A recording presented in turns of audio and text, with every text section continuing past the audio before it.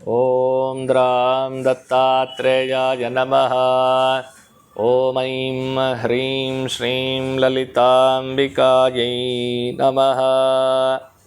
ಎಲ್ಲ ಧರ್ಮಬಂಧುಗಳಿಗೂ ಕೂಡ ಸದ್ಗುರು ದತ್ತಾತ್ರೇಯರ ವನದುರ್ಗಾ ಮಾತೆಯ ದಿವ್ಯ ಕೃಪಾಶೀರ್ವಾದವನ್ನು ಪ್ರಾರ್ಥನೆ ಮಾಡ್ತಾ ಈ ದಿನದ ದತ್ತಧಾರೆ ಕಾರ್ಯಕ್ರಮಕ್ಕೆ ಸ್ವಾಗತ ಮಾಡ್ತಾ ಇದ್ದೀನಿ.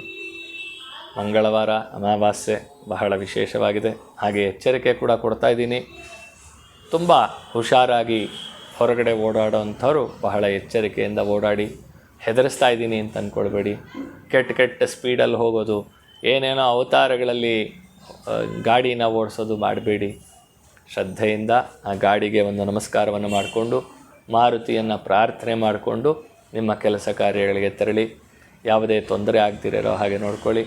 ಮನೆಗೆ ವಾಪಸ್ಸು ಬಂದ ತಕ್ಷಣ ಕೈಕಾಲು ತೊಳ್ಕೊಂಡು ಸಾಧ್ಯ ಆದರೆ ಒಂದು ಚೂರು ಅರಿಶಿಣದ ನೀರನ್ನು ಪ್ರೋಕ್ಷಣೆ ಮಾಡಿಕೊಳ್ಳಿ ಇವತ್ತು. ಯಾಕಂದರೆ ಅಮಾವಾಸ್ಯೆ ಮಂಗಳವಾರ ಬಂದಿದೆ ಅಂತಂದರೆ ನಮ್ಮ ಮೇಲೆ ಕೆಟ್ಟ ದೃಷ್ಟಿಗಳ ಪ್ರಯೋಗ ಆಗೋದು ಜಾಸ್ತಿ ಇರುತ್ತೆ.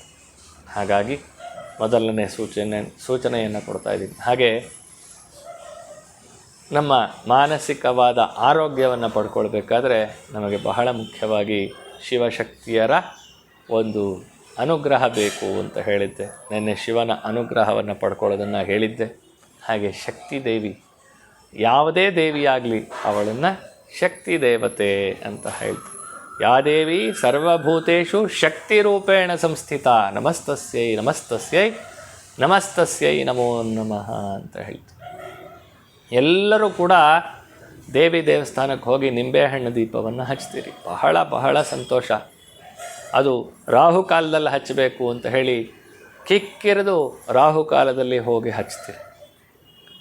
ದೇವಿ ಎಲ್ಲ ಕಾಲದಲ್ಲಿಯೂ ದೇವಿಯೇ. ಅವಳ ಅನುಗ್ರಹ ನಮಗೆ ಬೇಕು ಅಂದರೆ ಯಾವಾಗ ಬೇಕಾದರೂ ನಾವು ಅವಳನ್ನು ಸ್ಮರಣೆ ಮಾಡಬಹುದು. ರೋಗಾನ ಶೇಷಾನ್ ಅಪಹಂಸಿ ತುಷ್ಟಾರುಷ್ಟಾತು ಕಾಮಾನ್ ಸಕಲಾನ ಭೀಷ್ಟಾನ್ ತ್ವಾಮಾಶ್ರಿತಾನಾಂ ನ ವಿಪನ್ನರಾಣಾಂ ತ್ವಾಮಾಶ್ರಿತಾ ಹ್ಯಾಶ್ರಯತಾಂ ಪ್ರಯಾಂತಿ. ನಿನ್ನನ್ನು ನಂಬಿದಿನಮ್ಮ, ನಿನ್ನನ್ನು ಆಶ್ರಯಿಸಿದಿನಮ್ಮ, ನೀನೇನು ಬೇಕಾದರೂ ಮಾಡು ತಾಯಿ, ನಿನ್ನ ಪಾದಕ್ಕೆ ಶರಣಾಗತನಾಗಿದ್ದೀನಿ. ಸರ್ವಬಾಧಾ ಪ್ರಶಮನಂ ತ್ರೈಲೋಕ್ಯಸ್ಯಾಖಿಲೇಶ್ವರಿ ಏವಮೇವ ತ್ವಯಾ ಕಾರ್ಯಮಸ್ಮದ್ವೈರಿ ವಿನಾಶನಂ. ಏನು ವೈರಿ ಅಂತಂದರೆ ಯಾರೋ ನನಗೆ ಬೈದರು ಅವ್ರ ವೈರಿಗಳು, ಯಾರೋ ನನ್ನನ್ನು ವಿಪರೀತವಾಗಿ ಹೀಯಾಳಿಸಿದ್ರು ಅವ್ರ ವೈರಿಗಳಲ್ಲ. ನಮ್ಮ ದೇಹದಲ್ಲಿರತಕ್ಕಂತಹ ವೈರಿಗಳು. ಏನು ವೈರಿಗಳು? ಆಲಸ್ಯ, ಕೋಪ, ಆವೇಶ, ಆಕ್ರೋಶ, ಅತಿಯಾದ ಆಸೆ ಎಲ್ಲವೂ ವೈರಿಗಳೇ. ಈ ವೈರಿಗಳು ನಮ್ಮನ್ನು ಏನು ಮಾಡ್ತಾರೆ ಅಂತಂದರೆ ದಿನದಿಂದ ದಿನಕ್ಕೆ ನಮ್ಮನ್ನು ತಿಂತಾ ಬರ್ತಾರೆ. ಅದಕ್ಕೆ ಚಿಂತಾ ದಹತಿ ಸಜೀವಂ ಅಂತ ಹೇಳ್ಬಿಟ್ಟಿದ್ದಾನೆ ಭಗವಂತ. ಚಿಂತೆಯನ್ನು ಬಿಟ್ಟು ಭಗವಂತನ ಧ್ಯಾನವನ್ನು ಮಾಡೋದು ಅಭ್ಯಾಸ ಮಾಡಬೇಕು ಅಂತ. ಈ ಅಮಾವಾಸ್ಯೆಯ ಶುಭ ಸಂದರ್ಭ. ನಾಳೆಯಿಂದ ಆಷಾಢ ಮಾಸ ಬರ್ತಾ ಇದೆ. ಮಂಗಳವಾರದಲ್ಲಿ ನಮ್ಮ ದತ್ತಪೀಠದಲ್ಲಿ ಬಹಳ ವಿಶೇಷವಾಗಿ ವನದುರ್ಗಾದೇವಿಯ ಸಾನ್ನಿಧ್ಯ. ಆ ತಾಯಿಗೆ ಮೊಸರನ್ನ ನೈವೇದ್ಯ ಸೇವೆ ಅನ್ನೋದು ಬಹಳ ವಿಶೇಷವಾಗಿರತಕ್ಕಂಥದ್ದು. ನೀವು ಕೂಡ ಮನೆಯಲ್ಲಿ ಅನ್ನ ಮೊಸರು ನೈವೇದ್ಯವನ್ನು ಮಾಡಿ ಮಂಗಳವಾರಗಳಲ್ಲಿ ಬಹಳ ವಿಶೇಷವಾಗಿ 2 ಎಳ್ಳೆಣ್ಣೆಯ ದೀಪವನ್ನು ಹಚ್ಚಿ ಆ ದೀಪದ ಒಳಗೆ ಸಾಧ್ಯ ಆದರೆ 2 ಲವಂಗವನ್ನು ಹಾಕ್ತಾ ಬನ್ನಿ. ಅದರಲ್ಲಿ ಮಂಗಳವಾರ ದೀಪಕ್ಕೆ ಲವಂಗವನ್ನು ಹಾಕಿ, ಲವಂಗದ ಎಣ್ಣೆ ಅಂತೂ ನಮ್ಮ ಕೈಲಿ ತರೋಕ್ಕಾಗಲ್ಲ, ಅದಕ್ಕೆ ಇರೋ ಎಣ್ಣೆಗೆ ಲವಂಗವನ್ನು ಹಾಕಿದ್ರೆ ಲವಂಗದ ಎಣ್ಣೆಯಿಂದ ದೀಪವನ್ನು ಬೆಳಗಿಸಿದಂತಹ ಒಂದು ಪುಣ್ಯ ನಮ್ಮದಾಗತ್ತೆ. ಅದರ ಜೊತೆಯಲ್ಲಿ ದೇವಿ ದೇವಾಲಯಗಳಿಗೆ ಹೋದಾಗ ನಿಂಬೆಹಣ್ಣು ದೀಪವನ್ನು ಹಚ್ತೀರಿ.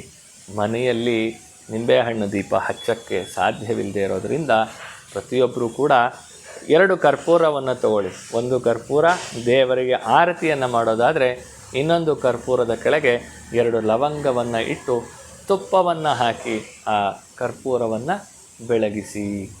ಇದರಿಂದ ಅದರಲ್ಲಿ ಬಹಳ ಮುಖ್ಯವಾಗಿ ಅಮಾವಾಸ್ಯೆ ಮಂಗಳವಾರ ಬಂದಿರೋದ್ರಿಂದ ನೀವು ಇದನ್ನು ಬೆಳಗ್ಗೆ ಮತ್ತು ಸಾಯಂಕಾಲ ಮಾಡೋದರಿಂದ ಮನೆಯಲ್ಲಿರುವಂತಹ ಯಾವುದೇ ವಿಧವಾದ ನಕಾರಾತ್ಮಕವಾದ ಶಕ್ತಿಗಳು ದೂರವಾಗ್ತಾ ಹೋಗುತ್ತೆ. ಮನೆಯಲ್ಲಿ ಅಡೆತಡೆಗಳಿದ್ದರೆ, ಯಾವುದೇ ಕೆಲಸ ಕಾರ್ಯಗಳು ನಡೀತಾ ಇಲ್ಲ, ಎಲ್ಲಕ್ಕೂ ಕೂಡ ಬಾಧೆ ಆಗ್ತಾ ಇದೆ, ನನ್ನ ಕೈಯೇ ನಡೀತಾ ಇಲ್ಲ, ಎಷ್ಟೇ ಹಣ ಬಂದರೂ ನನಗೆ ನಿಲ್ತಾ ಇಲ್ಲ, ಈ ರೀತಿಯಾದ ಬಾಧೆಗಳಿದ್ದರೆ ಇದನ್ನು ಪ್ರತಿ ಮಂಗಳವಾರ, ಗುರುವಾರ, ಭಾನುವಾರಗಳಲ್ಲಿ ಈ ರೀತಿ ಒಂದು ಕರ್ಪೂರ 2 ಲವಂಗದಿಂದ ಪರಿಹಾರವನ್ನು ಮಾಡಿಕೊಳ್ಳಿ ಅಂತ ಹೇಳಿ ತಿಳಿಸ್ತಾ, ನಿನ್ನೆಯ ಭಾನುವಾರದ ದಿನ ದೃಷ್ಟಿ ತೆಕ್ಕೊಳ್ಳೋ ವಿಧಾನ ಹೇಳಿಕೊಟ್ಟಿದ್ದೆ. ಹಾಗೆ ಇವತ್ತು ಸಂಧ್ಯಾಕಾಲದಲ್ಲಿ ಕೂಡ ನಿಮಗೆ ಸಾಧ್ಯ ಆದರೆ ವಿಪರೀತ ಬಾಧೆ ಇದೆ ಅನಿಸಿದ್ರೆ ಅದನ್ನು ಮಾಡಿ, ಖಂಡಿತವಾಗಲೂ ಬಾಧೆಗಳ ನಿವಾರಣೆ ಆಗುತ್ತೆ.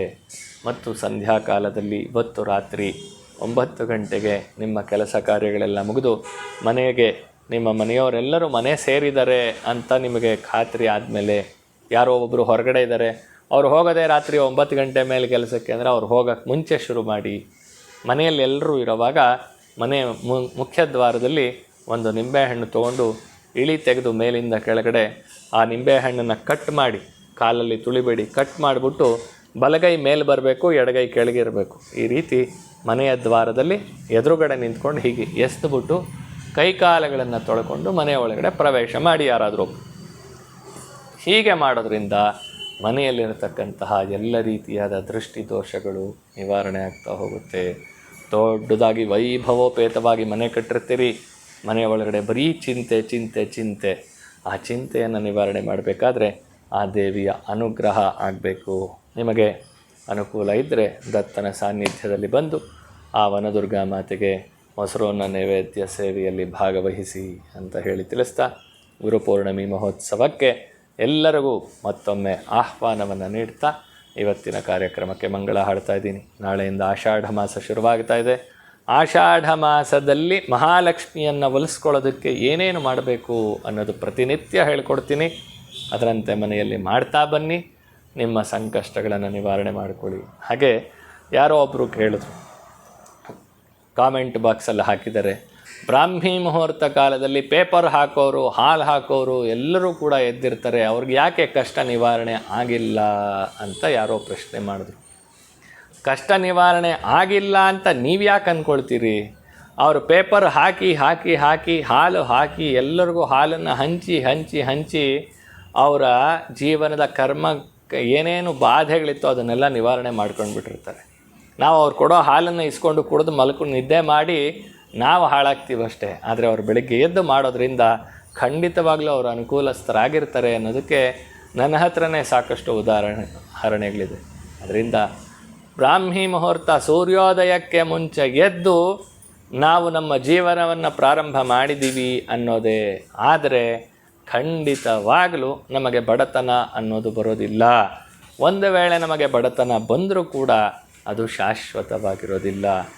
ತಾತ್ಕಾಲಿಕವಾಗಿ ಹೇಗೆ ರೋಡಲ್ಲಿ ಹೋಗ್ತಾ ಇರ್ಬೇಕಾದ್ರೆ ಅಪ್ಪು ಡೌನು ಸಿಕ್ಕುತ್ತೋ, ಹಗಲು ರಾತ್ರಿ ಅನ್ನೋದಿರುತ್ತೋ, ಹಾಗೆ ಜೀವನ ಅನ್ನೋದು ಕಷ್ಟ ಸುಖಗಳ ಒಂದು ಸಂಗಮವೇ ಆಗಿರುತ್ತೆ. ಬಿಟ್ಟು ನಾನು ಬ್ರಾಹ್ಮಿ ಮುಹೂರ್ತದಲ್ಲಿ ಎದ್ದಿದ್ದೀನಿ, ನಾನು 1000 ವರ್ಷ ಬದುಕ್ತೀನಿ, ಖಂಡಿತವಾಗ್ಲೂ ಸುಳ್ಳು. ನಾನು ಬ್ರಾಹ್ಮಿ ಮುಹೂರ್ತದಲ್ಲಿ ಎದ್ದಿದ್ದೀನಿ, ನನಗೆ ಅನಾರೋಗ್ಯವೇ ಬರೋದಿಲ್ಲ, ಖಂಡಿತವಾಗ್ಲೂ ಆಗಲ್ಲ. ಆ ದೇಹ ಅನ್ನೋದು ಅದರ ಒಂದು ವೈಶಿಷ್ಟ್ಯತೆಯನ್ನು ನಡೆಸ್ಕೊಂಡು ಹೋಗ್ತಾ ಇರುತ್ತೆ. ಆದರೆ ನಮ್ಮ ಕರ್ತವ್ಯ ನೀತಿಮೇ ಪಾರ್ಥ ನಿಶ್ಚಿತಂ ಮತಮುತ್ತಮಂ.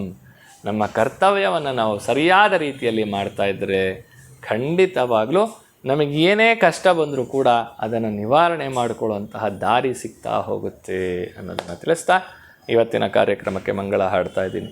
ಓಂ ಶಾಂತಿ ಶಾಂತಿ ಶಾಂತಿ. ಸದ್ಗುರು ದಿವ್ಯಚರಣಾರವಿಂದಾರ್ಪಣಮಸ್ತು.